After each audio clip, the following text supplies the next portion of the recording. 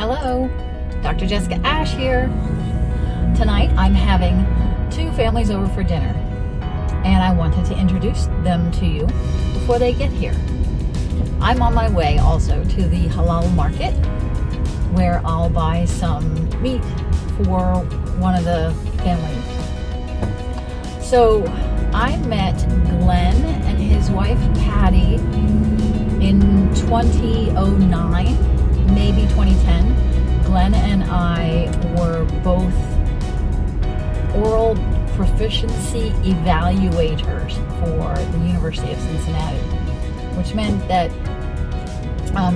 graduate students who were coming here to do engineering or biology, we had to make sure that their English was good enough so that they could teach. And so we would interview them, and we had a blast, and we became friends. We were both graduate students in literacy and second language studies at the time.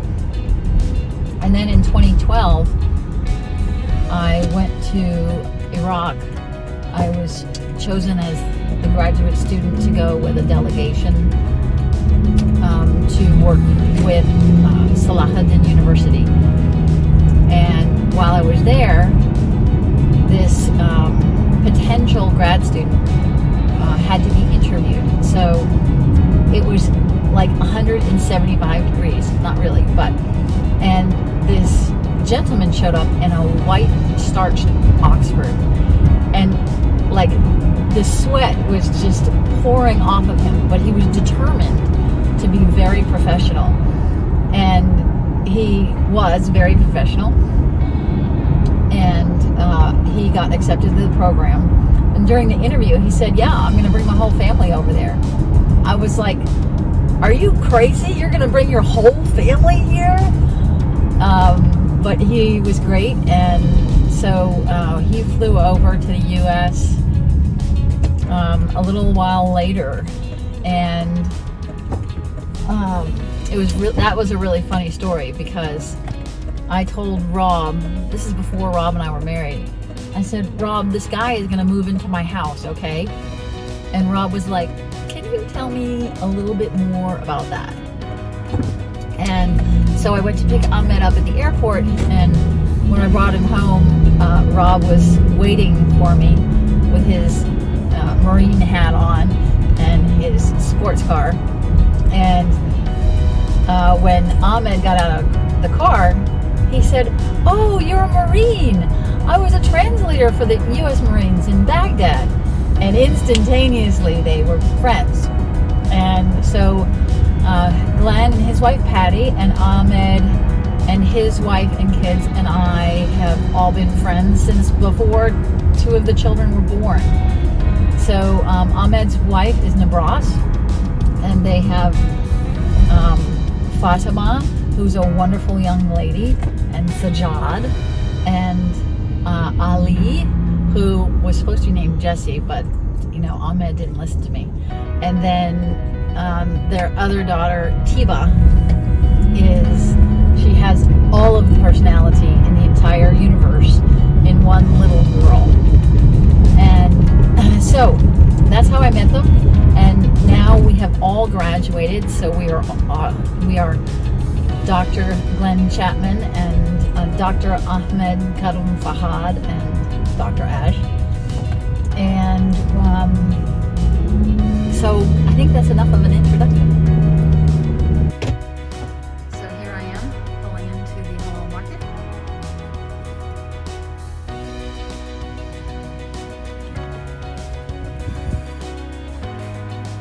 So there are all kinds of kebabs here. I'm going to get some kebabs for the family. The products here, I don't even know what some of them are. I just love looking down the aisles.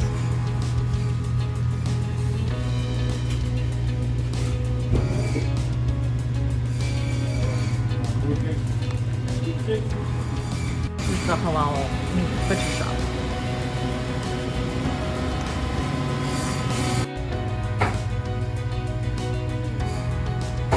Our town has a high population of people from India.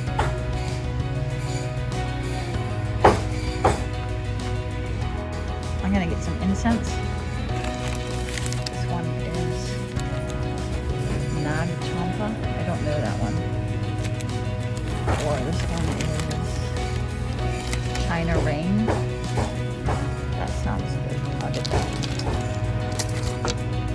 So I got some kebabs and now I'm going back home. This is the road going to my house. And it's really beautiful. There's this huge turn coming up. We're going down a hill and then we're gonna go over a river. Look how much trouble this guy's having getting around that corner. It's a pin turn. In preparation for my friends coming over, I'm making a potato salad. The first step is to peel these potatoes. I have a bowl of water next to me. After I peel the potato, I put it in water so that it doesn't turn brown before I get to it. And this might take a few minutes. We won't have any brown tomato. We won't have any brown potatoes. For the potato salad, I have a pot of water that's going to boil to mix up hard-boiled eggs.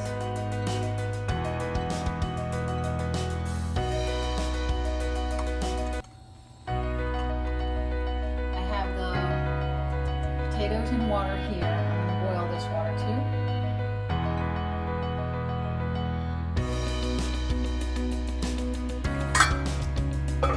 While that is coming to a boil, I'm going to chop the potatoes.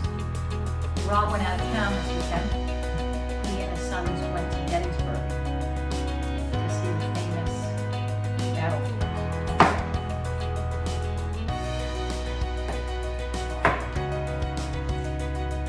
Everybody has a different idea on how big they think the potato slices, chunks should be in a potato salad. I don't like mine too small. The potatoes have been chopped. The eggs are boiling. And this water is almost at a boil. So now I'm going to boil the potatoes.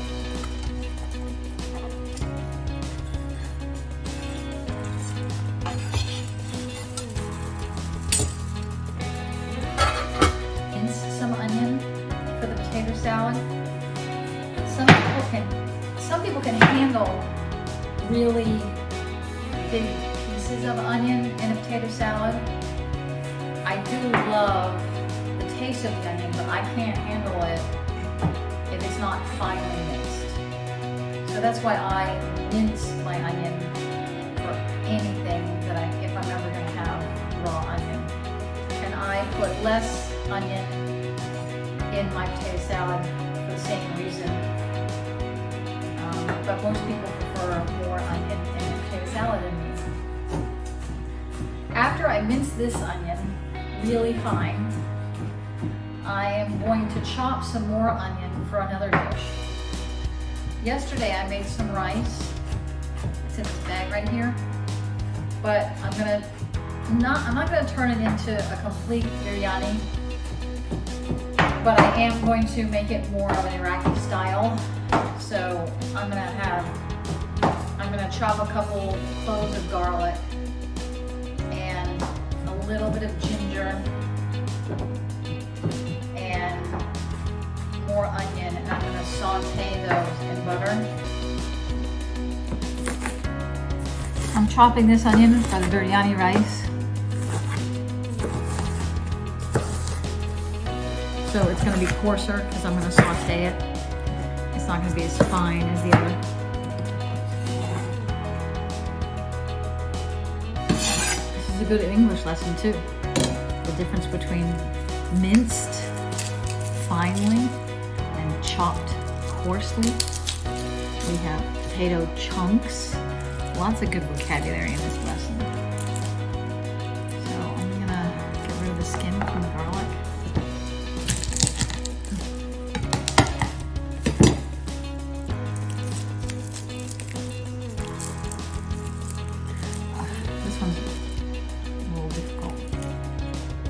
Three pieces.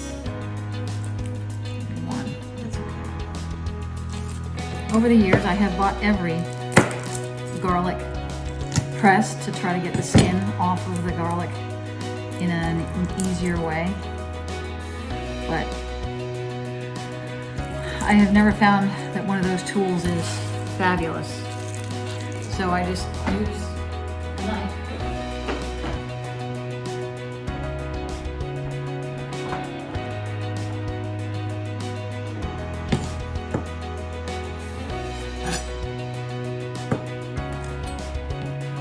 There was a spot on that clove. I take off the ends because they have a little brown thing on them.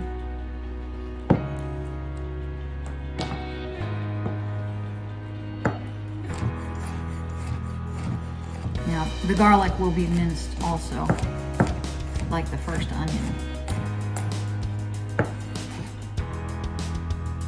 For about 10 minutes. To check to see if they're done, I stick a knife in them, and if it's a little crunchy, I cook them a little longer. If it goes in soft, then that's good timing.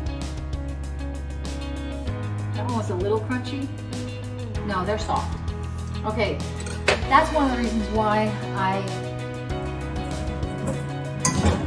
have chunks bigger when they're cooking, is because I don't want them to get too soft. If you overcook them, they get too mushy and then you can't make your salad. Putting the strainer in the sink.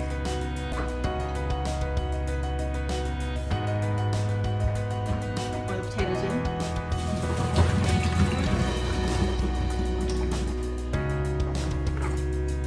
My opinion as to one of the tricks to get really tasty potato salad is to put the potatoes into your mixture of mayonnaise and onion and Worcestershire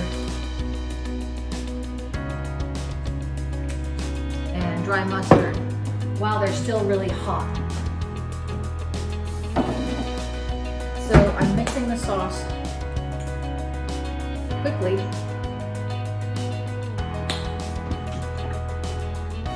I'm adding relish to the mixture.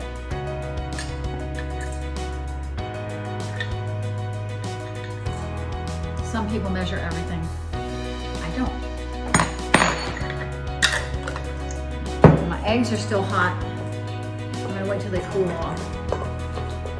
But I have my mixture ready. I don't have any salt in it yet.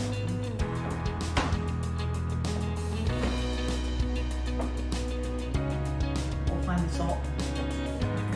Potatoes are going in.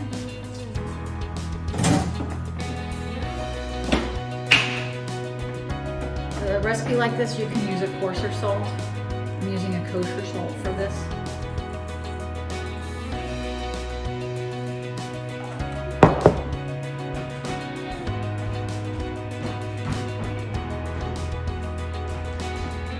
And ground peppers. Ground pepper, sorry.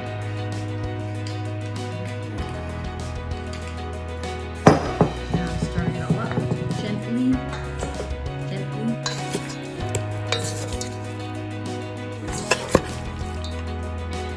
So the hard-boiled eggs are chilling in some ice water, so I can touch them in order to peel them. And I've peeled some ginger. I'm gonna mince a little ginger.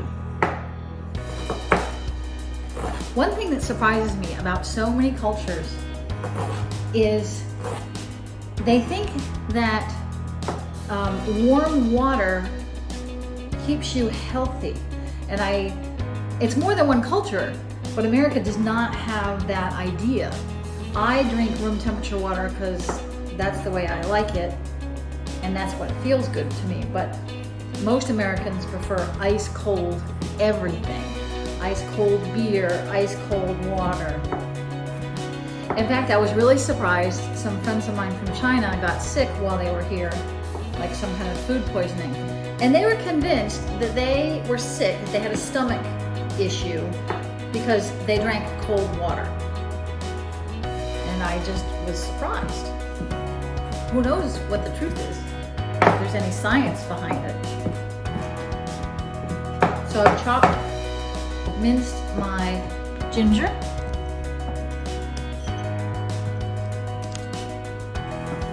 The eggs are cool enough now, so I'm gonna break the skin, roll them. hear the skin crunchy. Now the goal is to get all of the shell to come off in one layer. It doesn't happen often, but there is a kind of membrane holding the shell together. And if you can get the membrane, then you can get the shell to come with it.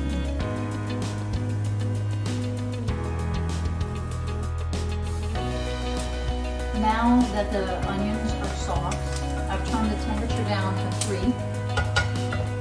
I'm adding the ginger, not the skin.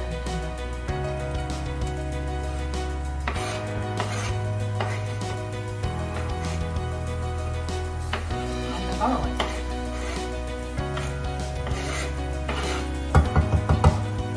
And I did something crazy. In many cultures, they say if you don't feel well, put a piece of raw garlic or onion or ginger under your tongue. So I've done that, and my mouth is on fire.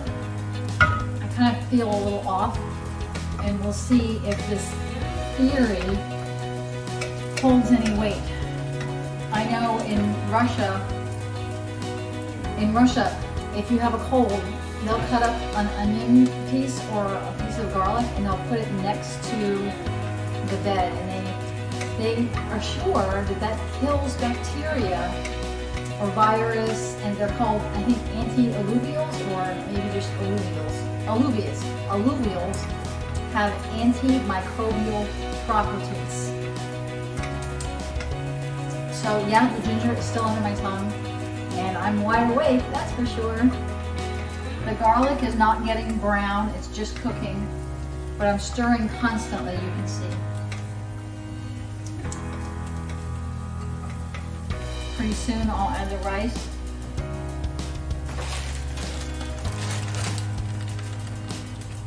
But I want to make sure the garlic is cooked enough.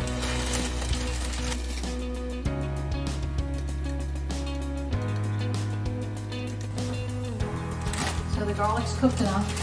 I'm adding the rice.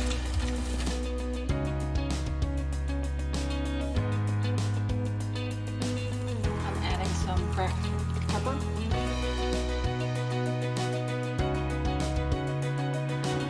Back to the potato salad. I'm going to cut the eggs into small pieces.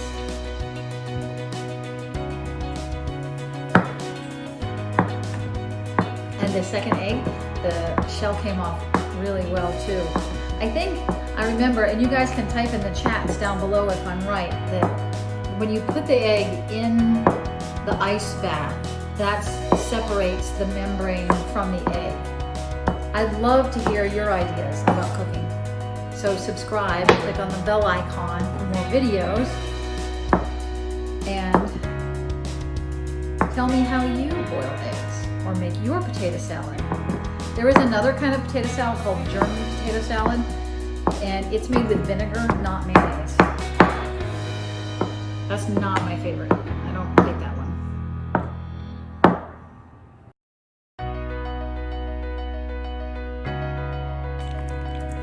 Some people will put celery in their potato salad for the texture. I don't usually. I don't like celery that much, but my relish is not very green, so this doesn't have all of the color that I would like for it to have. I may add some celery. So I decided on cucumber because we have so many cucumbers, in part thanks to my neighbor. So I'm finely chopping. I would say this is not minced. Finely chopped the cucumber, and that's going to add some green and some much needed color to my salad.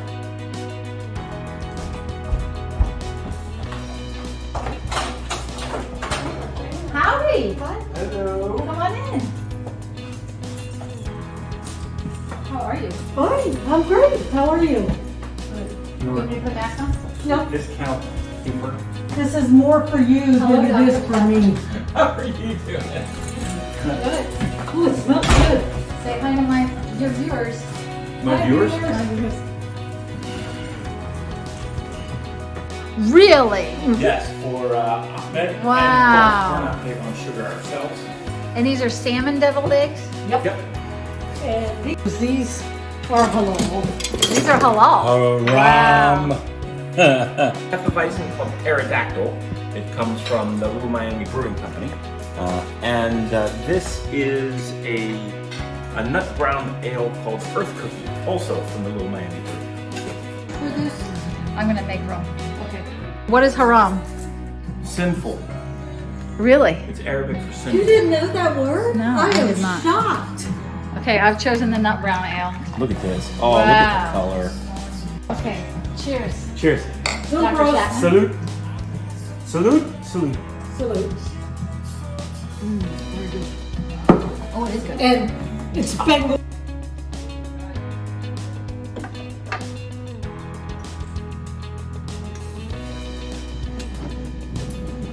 This was my daughter's dollhouse when she was little.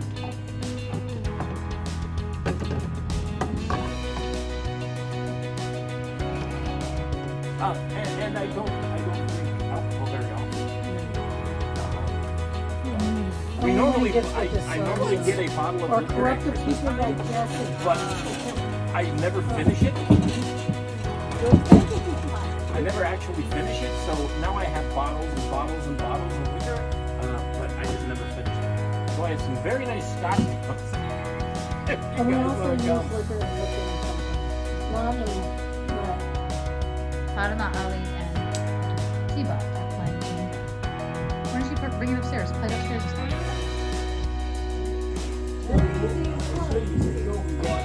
Animal Kingdom. Animal Kingdom. Oh, the Australian show. No, it's not. It's American California. Oh, okay. Have you watched Animal Kingdom? A show? yeah. There's a little boy. His name he's 17 years old. And his name is Josh. He looks very much like. He looks very much like. I think she's a cheater, pumpkin eater. That's what she is. Aren't you trying to tell a story? And then It was him. He's the one who moved the table. He moved the table. I saw him. That's not fair. He moved the table and he looked at me. Are you trying to say Glen was doing it? No. I definitely. Ali, who's the cheater? He's the cheater.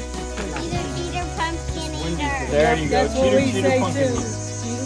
oh These wait, pumpkin llama, they're really good. Thank you so much. They So are. you put them on the grill, and they get black. You just peel the yeah, skin your off. daddy got you Peel the one. skin off, yeah. Your daddy has your plate. Or Oh, Hello. okay. How are you doing? Fish? Cold slice with every meal I was having. What is wrong with you? I'm smart. just pick it up there. Pick out the onions. Do you want this for her? Yes. They have this like crunch to it. No, these are sauteed. Oh, I have other rice. That has no onions. Plain That's rice. smart.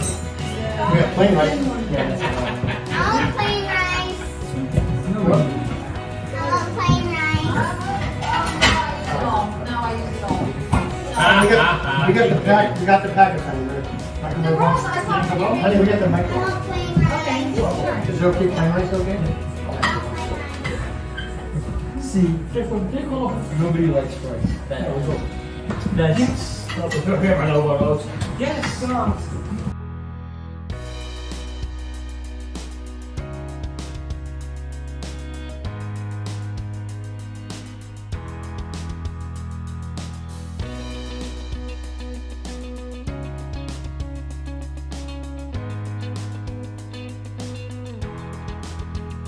So Sajad is telling me how libraries work today.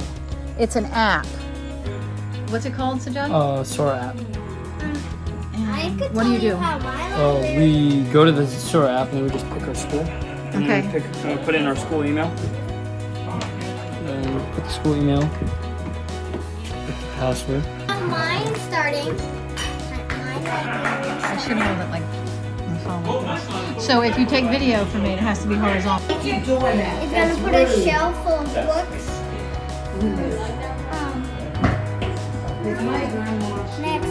go there. There's a maze. Then we have to go through. Yeah, a maze? Yeah. Okay, We have to find the numbers that we're gonna go on. 9, 8. okay. They do it in Awesome. That's awesome. That's it. Okay. A bad meal anytime. Ahmed, can you tell me about these desserts that Oh, you no, brought? that's wrong. Oh, this is actually Middle Eastern kind of pastries, mixed pastries. This is the sesame one. This is very common in the Middle East, where they put like inside there's a date. They use date inside. It's very common, like use it as a sweets. And this is a very buttery, very sugary kind of pastry. It's very common in the Middle East. Sounds good. Now, did you think?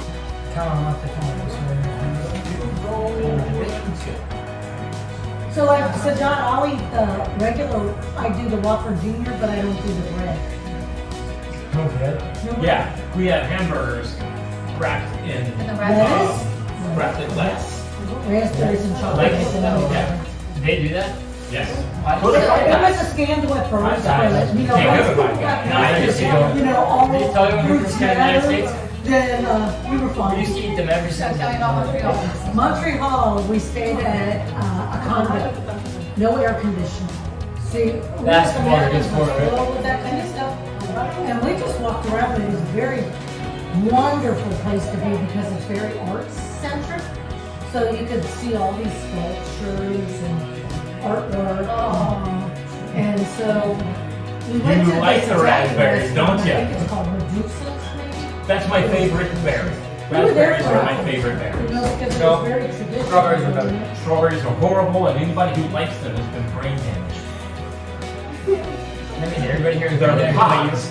They're pods just to collect seeds. And My they're boys thick, don't eat and they strawberries don't either, taste but good. yet they were But born everybody both has of brain them damage. with a They strawberry think they're birthmark on the back of their neck. John and Tom. It's an opinion, huh? But No, it's not an opinion, it's Joshua true. and Johnston. I read it online. I like I the can't only even berry I like is Like if I strawberry. get a container of strawberries, they'll be gone.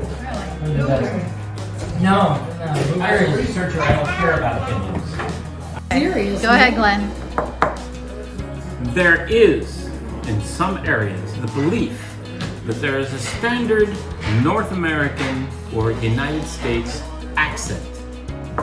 That is the Midlands to Western accent found in North America, which you will find both in the Midwest and Western states of the United States.